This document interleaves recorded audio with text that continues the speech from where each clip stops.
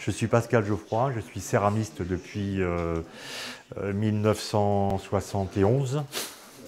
Donc ça fait un bail. J'ai fait mes études de céramique à l'École des Arts Appliqués. Et là, je suis installé à Saint-Sauveur-du-Larzac. Quand j'ai déménagé dans l'Aveyron à la fin des années 70, j'ai tout de suite voulu construire un four à bois, ce qui n'était pas possible dans la région parisienne, et commencer une production d'abord de vaisselle, ensuite de pièces un peu plus définies, plus personnelles, mais toujours cuites au bois, enfin au gaz et au bois, avec beaucoup de recherche d'émail. Et là, j'ai construit un premier four à bois à Nagama, un four couché de 6 mètres de long, et un deuxième petit four qu'on a construit avec ma compagne Martine aussi, qui est aussi céramiste.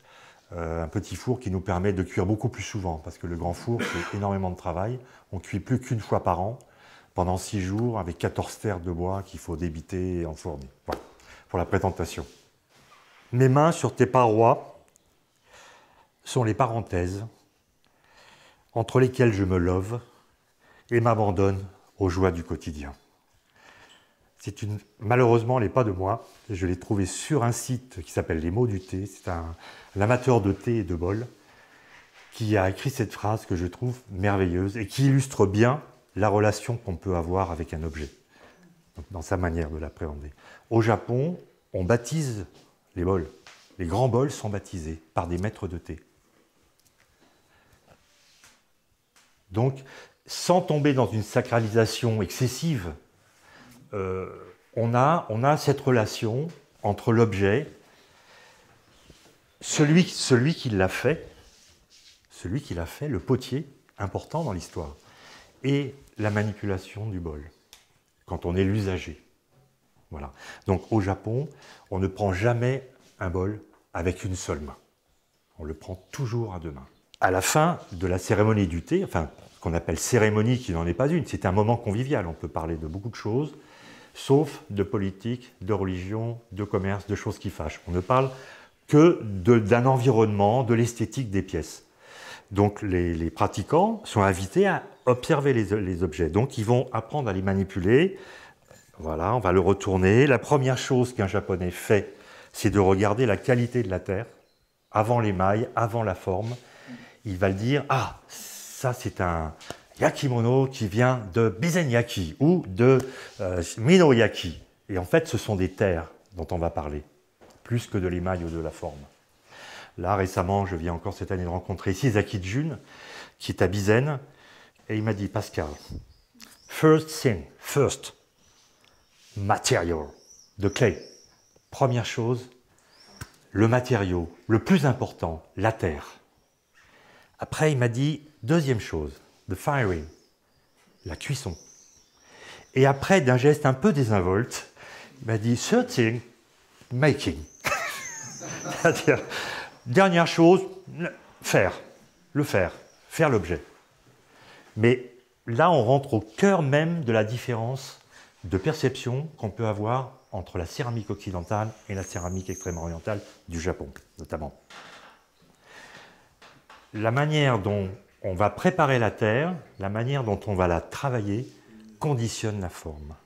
Donc, vous voyez un peu, on est à l'envers. Moi, quand j'ai appris la céramique aux arts appliqués, nos profs nous disaient, vous dessinez une forme et vous la faites. Vous la conceptualisez intellectuellement et vous la faites.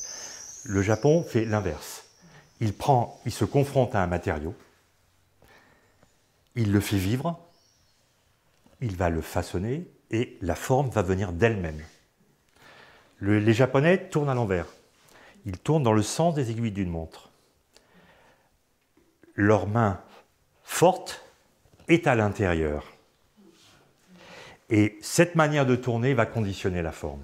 C'est-à-dire qu'au lieu d'imposer un profil, on va laisser gonfler la terre en la poussant de l'intérieur et la main gauche va le recevoir. Elle va recevoir le matériau. Et donc, on va pouvoir exprimer sur la peau de la terre l'expression même de sa consistance et de son essence. Donc les Japonais tournent rarement des terres très fines, ils vont toujours chercher de la terre avec du sable dedans, du gravier, etc., pour avoir de la matière. Et cette matière, du fait de cette manière de tourner, donc à l'envers de nous, la terre va s'expanser et les grains vont revenir à la surface. Si je remets le film à l'envers et que je tourne à l'occidental, ma main droite, la main forte, va repousser à l'intérieur. C'est tout ce matériel qui fait vivre la Terre.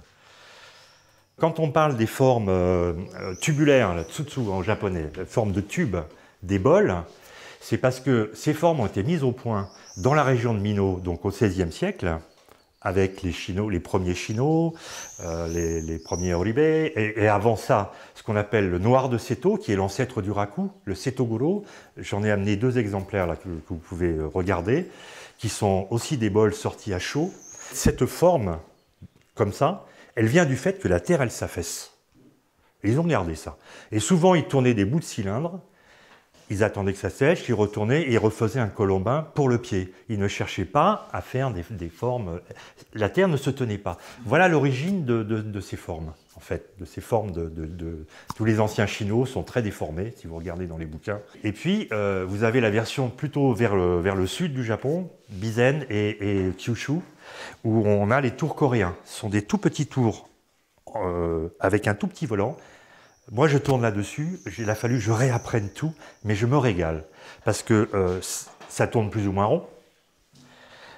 On prend de la terre très molle, puisqu'il faut pédaler tout le temps. On ne peut pas s'arrêter de pédaler. Donc, on a un mouvement du corps qui fait qu'on suit la terre. Donc, ils prennent un pain de terre, ils le centrent sur le tour, et en faisant tourner, alors avec le pied, il y a un très beau film sur Shiro Kanzaki où on voit le doigt de pied qui fait tourner le volant comme ça, pieds nus, et il tape, bam, bam, bam, bam, il tape. Donc il ne cherche pas à imposer la force du potier, il faut des gros biceps, etc. Jamais. On tape, on centre la terre.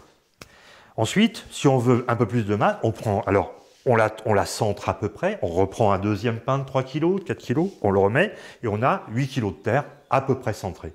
Et ensuite, dans ce tournage qu'on appelle tournage à la motte, on va commencer à sortir les bols en ne centrant que finalement la partie qui nous intéresse, c'est-à-dire la pièce elle-même. Et ce centrage étant plus ou moins parfait, la pièce va, une fois terminée, continuer à vivre cette espèce de spirale qui se met en route, ce mouvement qui se met dans la terre. Et en fait, toute l'esthétique des bols doit participer de ce principe, pour les bols tournés, j'entends. Toutes les techniques de façonnage de bols, on peut partir de la boule, la creuser, la tourner dans sa main, etc., l'amincir, mais il n'y a pas de geste violent, en fait. Et c'est ça qui est intéressant. On est vraiment dans des gestes qui respectent le matériau complètement. Et après, la dernière technique qui est illustrée par ce bol, c'est kurinuki, c'est-à-dire couper la terre, trancher la terre. Et là, la texture de la terre doit s'exprimer. Et elle doit être apparente. Un bol à thé, j'allais dire traditionnel, qu'il soit en raku, shino, oribe, setoguro, on doit voir la terre. Ça, c'est un principe. Il faut que la personne puisse appréhender la terre, la voir. Le matériau lui-même va donner l'orientation de l'esthétique et des formes des pièces.